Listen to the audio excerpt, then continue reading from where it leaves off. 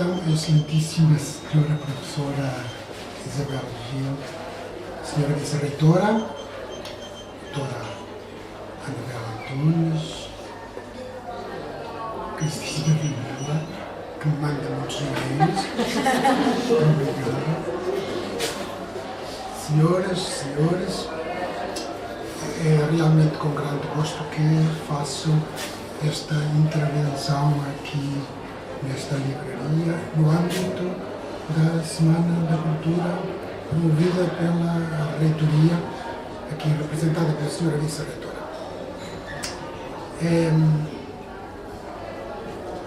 Eu poderia iniciar esta conversa dizendo assim: no princípio era a palavra, a seguir veio a escritura, também a sagrada, e hoje em dia é o livro. E neste campo de nos oferecerem livros, a Universidade Católica Editora deu um grande contributo para a boa qualidade e com grande competência para pôr à nossa disposição livros com categoria elevada. Eu tenho trabalhado com outros editores e posso dizer com grande orgulho para a nossa editora da Universidade Católica que não encontrei noutra parte competência, exigência e cuidado editorial. Por isso, à Universidade Católica Editora, os meus parabéns, as minhas felicitações por ter editado também este livro, que é uma introdução geral às linguagens da Bíblia. É bom falar da Bíblia no âmbito desta semana dedicada à cultura por parte da Universidade Católica em geral. Porque, de facto, se há algo distintivo na Bíblia, isso é a realidade indesmentível de que a Bíblia, mais do que qualquer outro livro, fez cultura no Ocidente. Ela foi o livro dos livros, portanto, que influenciou todos os outros livros. Ela foi o livro que fez literatura, fez linguagem, fez escultura, fez pintura. Ela influenciou todas as áreas da cultura do Ocidente. Por isso, a Bíblia sente-se muito bem centrada nesta Semana da Cultura promovida pela Universidade Católica. Vamos iniciar esta nossa breve conversação lendo alguns versículos de um texto bíblico que todos bem conhecem. As bodas de Caná, do Evangelho de São João, capítulo 2. Ao terceiro dia, celebrava-se uma boda em Caná da Galileia. E a mãe de Jesus estava lá. Jesus e os seus discípulos também foram convidados para a boda. Como viesse a faltar o vinho, a mãe de Jesus disse-lhe: não tem vinho. Jesus respondeu-lhe: mulher, que tem isso a ver comigo e contigo? Ainda não chegou a minha hora. Disse a mãe aos serventes: fazei o que ele vos disser. E como sabemos, depois o texto continua dizendo que Jesus mandou encher umas 6 tinas, grandes tinas de água, transformou-as em vinho e distribuiu vinho pelos convidados à boda, tendo depois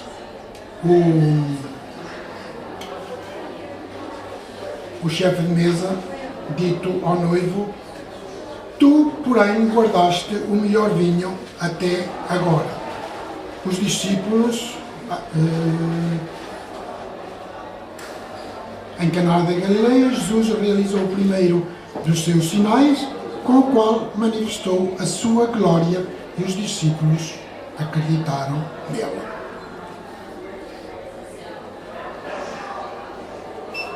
Um texto que, à simples vista, parece fácil de entender.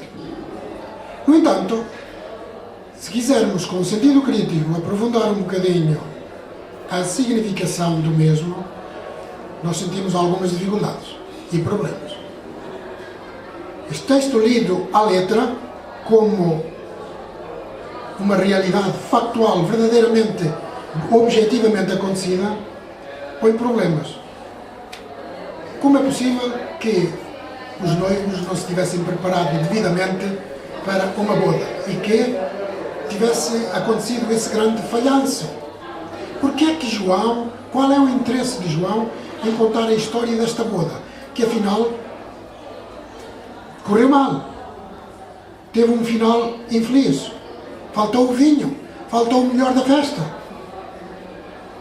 e depois dizer que Jesus transformou 600 litros de água em outro tanto de vinho? Que interesse teria isso? Se fosse Jesus a curar um enfermo, um doente, bom, tudo bem, isso causa-nos impressão, porque se trata de atender à dignidade e ao sentido da vida do ser humano. Agora, fazer vinho, há aqui várias coisas que não jogam bem se as lermos simplesmente à letra. Porque bodas, aliás, havia muitas em Israel. Que interesse tinha João em contar a história de uma boda falhada? Isso quer dizer que nós não podemos ler este texto à letra, como um acontecimento factual.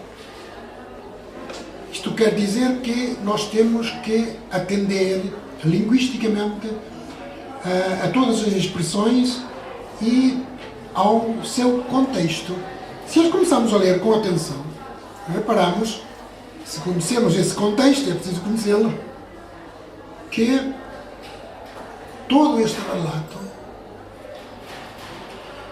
puxa para aqui tantas expressões, imagens, frases, linguagens, temas, personagens do Antigo Testamento. Vejam como começa o texto. Ao terceiro dia celebrava-se uma boda em Caná. Ao terceiro dia. Por que é que João diz isto? Nem sabemos a que se referiria se isto tivesse sido uma boda qualquer. Mas se nós conhecemos bem o Antigo Testamento, sentimos logo aqui a repercutir-se um tema do Antigo Testamento. No capítulo 19 do livro do Êxodo, onde se relata a conclusão da aliança de Deus com o povo de Israel no Monte Sinai, o relato começa precisamente assim. Deus disse a Moisés, diz ao povo que se prepare no primeiro e no segundo dia, porque ao terceiro dia o Senhor descerá sobre o monte. E o texto continua, todo o capítulo 19, a relatar a vinda de Deus sobre o monte e a acontecer uma teofania, isto é, uma manifestação de Deus, em que Deus propõe uma aliança ao seu povo, isto é, um tipo de relação estreita, de amor com o seu povo, no âmbito do qual propõe a sua lei, o decálogo, vem os 10 mandamentos e a seguir mais 3 capítulos de mais leis. No capítulo 24, descreve-se a conclusão da aliança de Deus com o povo de Israel. A aliança que cobriria todo o relacionamento de Deus com Israel ao longo do Antigo Testamento. Ao terceiro dia. Agora já percebemos que João quer falar aqui de umas bodas, que são as bodas da aliança de Deus com o povo de Israel no Antigo Testamento. Era uma boda cheia de amor por parte de Deus para com o povo, que os profetas celebraram chamando a Deus esposo e a Israel esposa. Oséias, Isaías, sobretudo Jeremias, falam de Israel como esposa, infiel ao seu Deus, ao seu esposo. E a um dado momento, essa aliança, essas bodas, começaram a esvaziar-se do seu conteúdo essencial. Qual é o conteúdo essencial num matrimónio? É o amor que liga o marido com a esposa. Ora, a um dado momento, a aliança de Israel com Deus foi-se tornando legalismo. Israel insistia muito no cumprimento quase material, mecanicista da lei, de todos os preceitos, mas esquecia o mais importante. Esquecia o amor. O texto diz que a mãe de Jesus estava lá.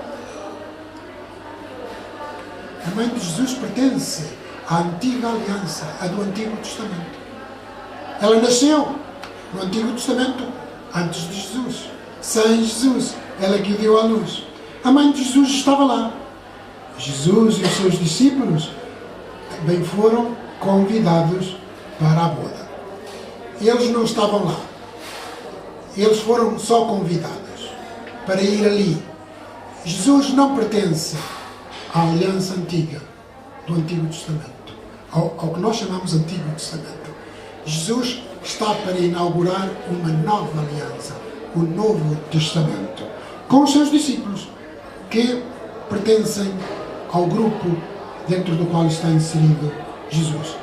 Mas Israel, com o judaísmo do tempo de Jesus, entrando num autêntico legalismo, tinha deixado ou tinha feito esvaziar a aliança antiga.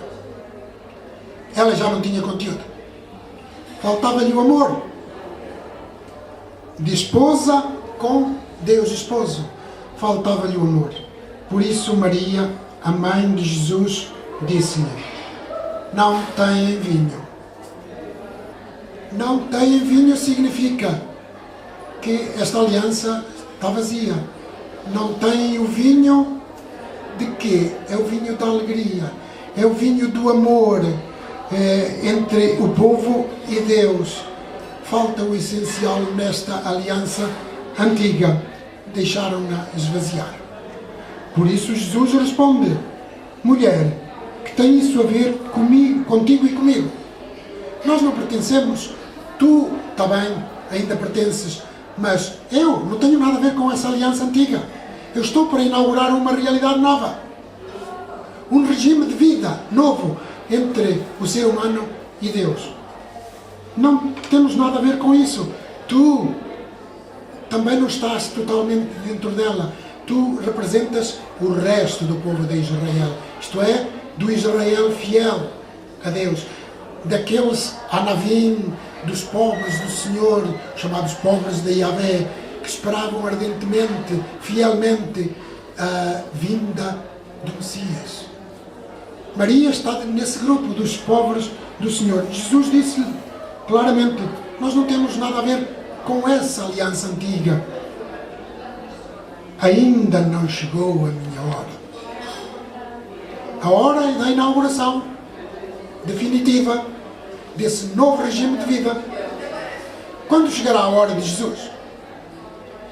Ou seja, o tempo de Jesus não se refere simplesmente ao passado. Ele vai dar cumprimento ao passado, mas o tempo de Jesus está projetado para o futuro. Vai acontecer na hora da sua morte. Sabendo bem que tinha chegado a sua hora de passar para o Pai, tendo amado os seus que estavam no mundo, amou-os até ao fim. João, Evangelho de João, capítulo 13. No princípio da paixão de Jesus. A hora de Jesus é a hora da sua morte. Aquela à qual Jesus se referia no discurso de João, capítulo 6, sobre o pão da vida, onde dizia: e eu vos ressuscitarei no último dia. É no último dia da vida dele. É o dia da sua morte. Aí é que ele inaugura definitivamente a nova e eterna aliança.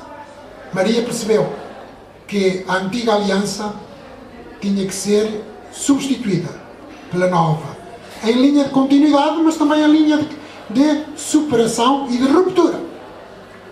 Ruptura com tantas instituições que eram as do Antigo Testamento e que estavam esvaziadas de conteúdo. Por isso Maria diz aos serventes: fazei o que ele vos disser. Maria sabia que Jesus tinha uma coisa nova para dar-nos.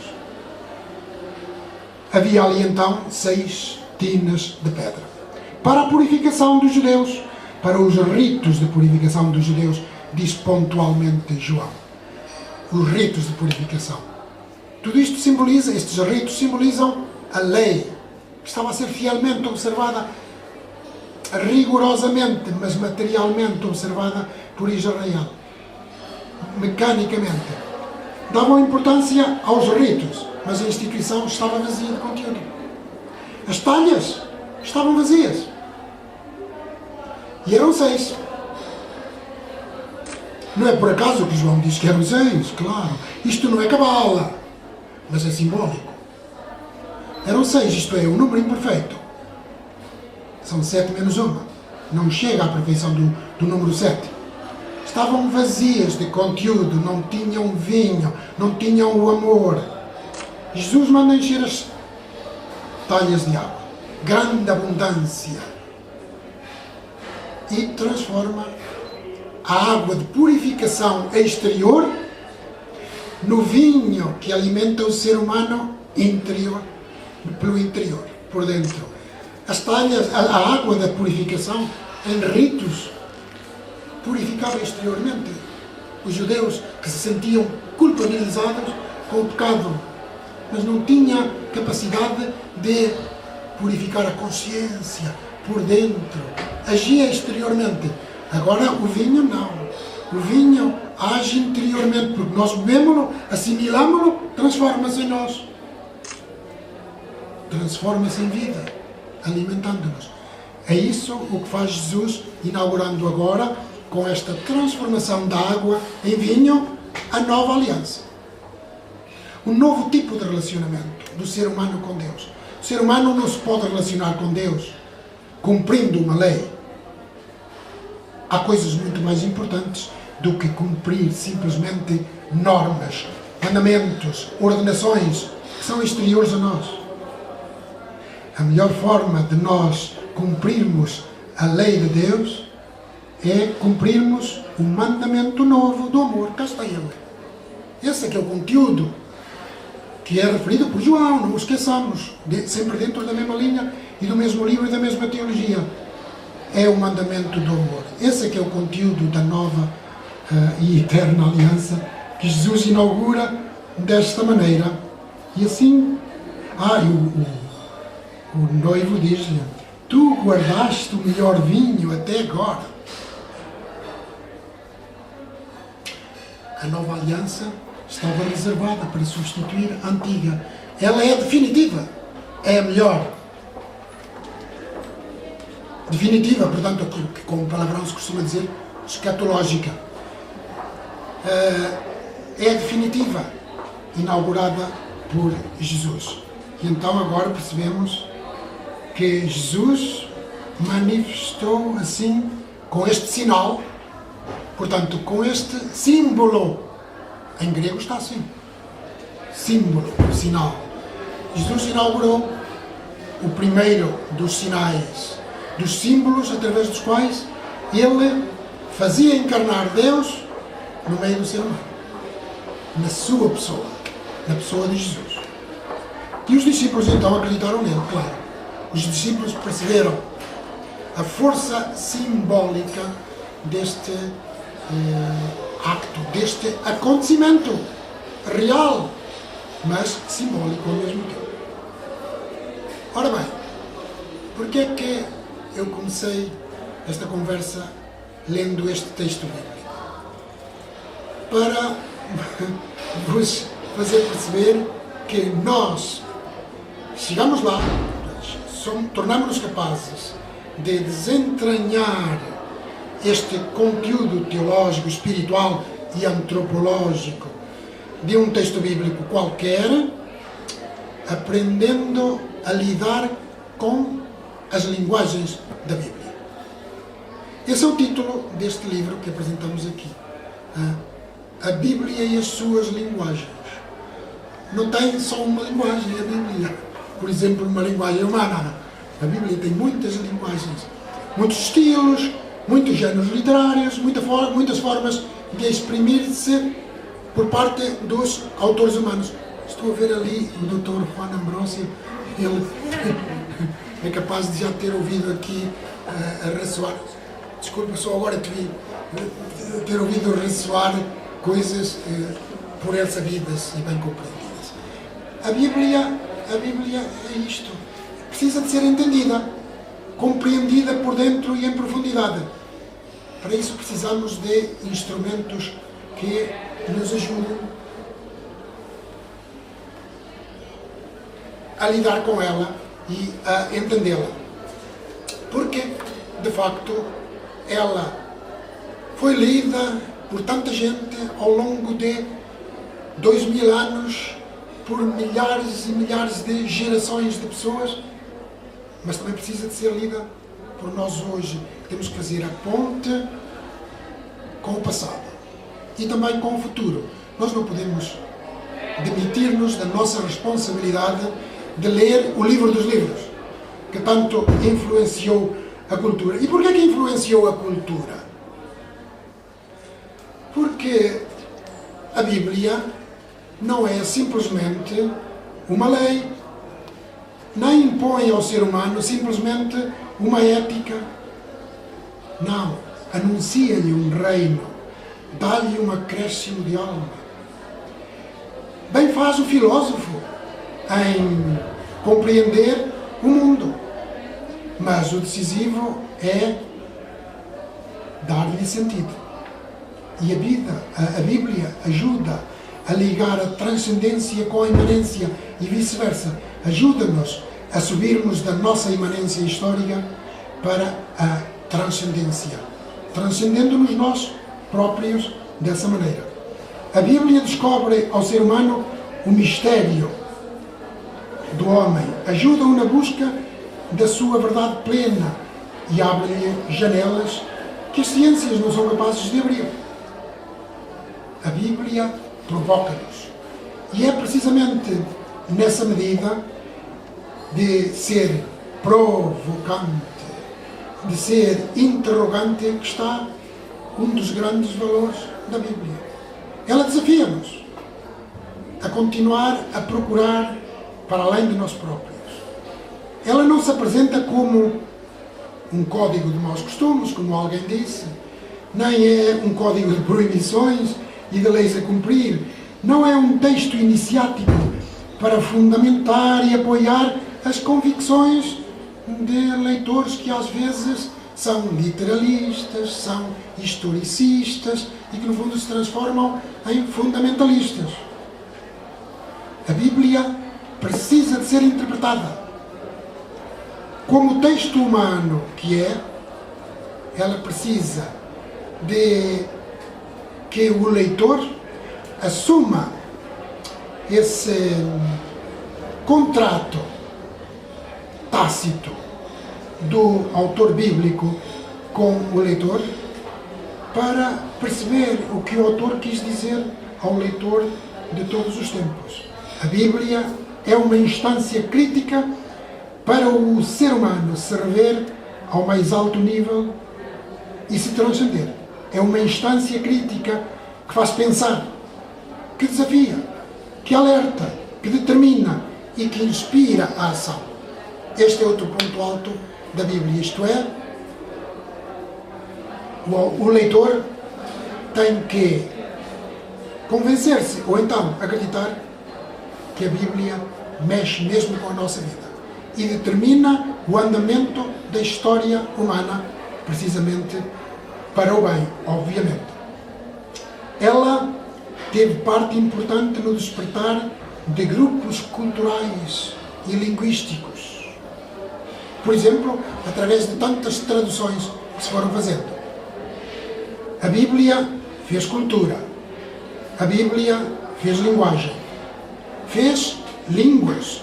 Algumas línguas escritas fizeram-se escritas por causa da Bíblia. Por exemplo, o arménio, que era só uma língua oral e teve que se tornar língua escrita para podermos traduzir o Novo Testamento para a língua armênia. A Bíblia fez cultura, fez linguagem. Agora tem que se fazer humanidade e vida em nós. E assim eu concluo a minha conversa convosco. Isso.